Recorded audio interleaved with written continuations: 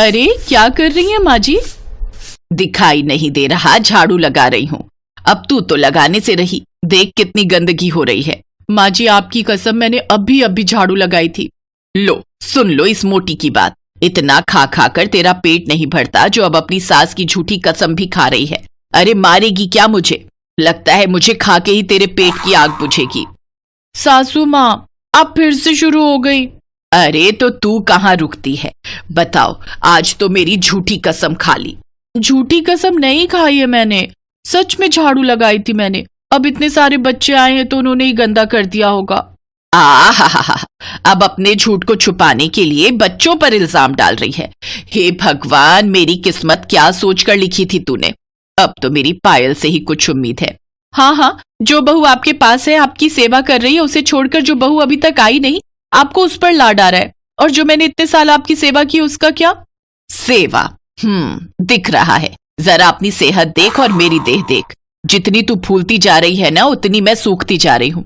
हाँ तो ठीक है ना, मैं भी देखती हूँ कि आपकी नई बहू आपकी कितनी सेवा करती है। हर रोज की तरह ममता और उसकी सास सरला फिर आपस में भिड़ गई। शर्मा जी के घर का यही हाल था। कहने को शर्मा जी के यहाँ शादी का जश्न था। उनके छोटे बेटे सुधीर की शादी पायल से होने जा रही थी। बारात जाने को तैयार थी। घर में भर भर कर मेहमान आए हुए थे, लेकिन सरला और ममता को तो लड़ने से ही फुर्सत नहीं थी। उन दोनों को लड़ता देख रिश्तेदारों ने भी अपना माथा पीट लिया। फिर अगले दिन शादी करके पायल छोटी बहू बनकर शर्मा जी के घर आ गई। और फिर अरे वाह, कितनी सुंदर लग रही है मेरी बच्ची। माँ जी आशीर्वाद दीजिए कि मैं एक अच्छी पत्नी और एक अच्छी बहू बनकर दिखाऊं। हाँ, दे दो, इसे भी दे दो जैसे आपने मुझे दिया था। उसके बाद से तो रोज भर भर कर आशीर्वाद मिलता है मुझे। अब ये भी आ गई है तो इसे भी रोज प्रसाद मिलेगा। चुप हो जा हथनी, नई बहू के सामने तो कम से कम चुप हो जा। अच्छा नई बहू, तो अपनी नई बहू को अच्छे से समझा दो। अच्छी बहू के साथ साथ अच्छी देवरानी भी बनकर रहना होगा इसे। याद रहे ये इस घर की छोटी बहू है और मैं इसकी जेठानी, समझी? हे भगवान, पहले ही दिन शुरू हो गई है तो। फूल सी बच्ची को कितना डरा रही है। तुझे शर्म नहीं आती भैंस? क्या कहा? भैंस? माँ जी मैं बता रही हूँ, अगर आपने मुझे दोबारा भैंस कहा ना तो क्या? हाँ तो बोलना, क्या करेगी? तो मैं इस नई बहू को दबाकर मार डालूंगी। इतना सुनते ही पायल का चेहरा डर के मारे पीला पड़ गया। जिस घर में आज ही उसकी डोली आई थी, उसकी सास और जेठानी की लड़ाई के चक्कर में उसकी अर्थी उठने की बात होने लगी थी। घबराई पायल ये सब देखकर वहीं बेहोश हो गई। और फिर अरे पायल बिटिया, मेरी फूल सी बच्ची, अरे कोई पानी लाओ, हवा तो करो कोई इसको। रहने दो, कहीं तेज हवा में आपकी फूल सी बच्ची बिखर ना जाए। अरे तू अपना मुंह बंद कर, बुलडोजर कहीं की। इतना कहते ही सरला ने ममता के बाल पकड़ लिए और जवाब में ममता ने भी अपनी सास सरला की कलाई मोड़ दी। तभी पायल को हल्का होश आया, पर सरला और ममता की हालत देखकर वो दोबारा बेहोश हो गई। ऐसे ही कई दिन बीत गए। ममता जहां हद से ज्यादा मोटी थी, वहीं पायल उतनी ही पतली। सरला को लगा था कि पायल के कदम पड़ने से घर में शांति आ जाएगी, लेकिन हुआ उल्टा ही। पहले तो सरला और ममता ही लड़ती थी, लेकिन अब तो ममता और पायल में भी लड़ाई शुरू हो गई।